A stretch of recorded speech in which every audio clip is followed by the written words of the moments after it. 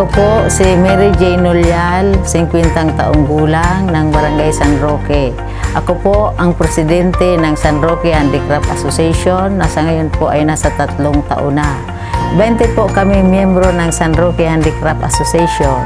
2015, in-organize ko po yung mga nag-handicraft dito sa amin.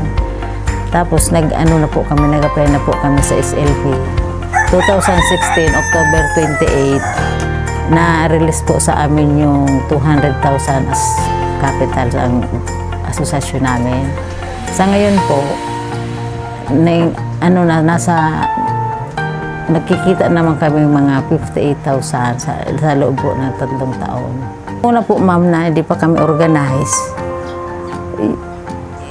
kakaunti-kanti lang siyang gumagawa. Hindi ko alam yung mga kasama ko kung mayroon silang order o wala. Sa ngayon po, nung na-release na po ito, pag may order po ang asosasyon, alam mo, yung isa gumagawa ng bulaklak, yung isa gumagawa ng food cover, kung kanino po order, sila na po ang gumagawa at pinapinas na lang po ng asosasyon. Kung ngayon po, nung dati, kung mayroon lang order, saka lang kami gumagawa. Ngayon po, kahit walang order, gumagawa lang kami nito, binibinta nila lang sa market, binibili po nila.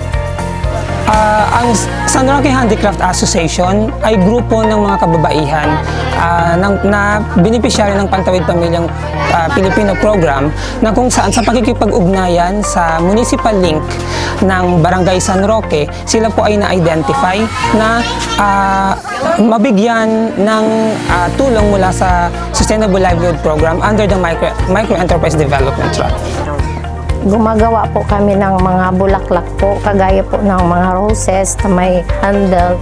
Tapos po yung mga pang-design po na mga flowers din po na mga flat. Iba't ibang klase po ng mga bulaklak. Tapos po mayroon din po kami mga food cover, tapos mga fruits. Mayroon din po kami mga Christmas decor po. Mayroon din po kaming mga box. Tapos po yung mga wine bag. Mayroon din po kaming mga angel, snowman, at saka po flowers po na iba't ibang. Bumibili po kami ng mga sinamay, abaka din po yan. Tapos bumibili po kami ng istipon, tsaka po yung pangkulay para po makulay namin ng iba't ibang kulay ang mga sinamay. At tsaka po bumibili po kami ng kagaya po ng mga glitters para po ma-designan namin po yung mga iba't ibang style po ng ginagawa po namin. Pag minsan po nag-create kami ng ibang design, kasi po mas gusto man po ng mga buyer po namin na mayroon din po kaming mga bagong design.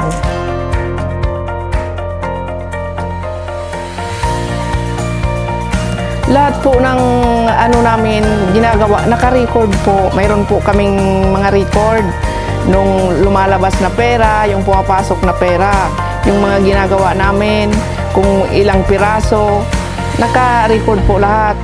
Yung financial report namin, pinapaalam na ng presidente namin. Tumatawag siya ng meeting, nag-uusap-usap kami. Kaya po namin pinapaganda ang aming mga produkto para po sa pamilya rin na po namin. Kagaya po sa akin, ang dami ko pong pinapaaral. Anim po ngayon ang nag-aaral sa akin. Kung ako po ay hindi po lalakas ang loob ko para gumawa, wala po akong pang sustento para sa mga anak ko. Ang anak ko Siyam, dahil dito sa namin, lahat sila nag-aaral. Kaya laking tulong ng SLP at ng Pantawid sa akin. Dahil yung mga anak ko, di ko napatigil sa pag-aaral. Mayroon na akong nakatapos na ngayon, 2 anak na. Kaya 7 na lang po yung pinapag-aral ko ngayon. Sa loob ng 3 taon na operasyon ng asosasyon, nakita ko sa kanila kung paano sila nagtutulungan. Nakita ko sa kanila kung paano nila minahal ang tulong na ibinigay sa kanila ng gobyerno. Kung paano sila nagkaroon ng hangarin na matulungan ang kanilang pamilya. Para sa akin yun ay sapat na dahilan upang sila po ay mabigyan ng pagkakataon na mabigyan ng recognition mula sa ating gobyerno. Lalong-lalo na po sa National Office ng DSWD. Sana po sa mga ka-member ko po, sana po lalo po silang tibayan ng loob na gumawa ng mas magaganda pa pong produkto para mas mapaganda pa po namin ang aming asosasyon. Magaling po kaming humawak ng pera. Marunong po kami magpalago. Kahit kunti nga lang yung puna namin dati, napapalago namin. Lalo na po ngayong nadagdagan.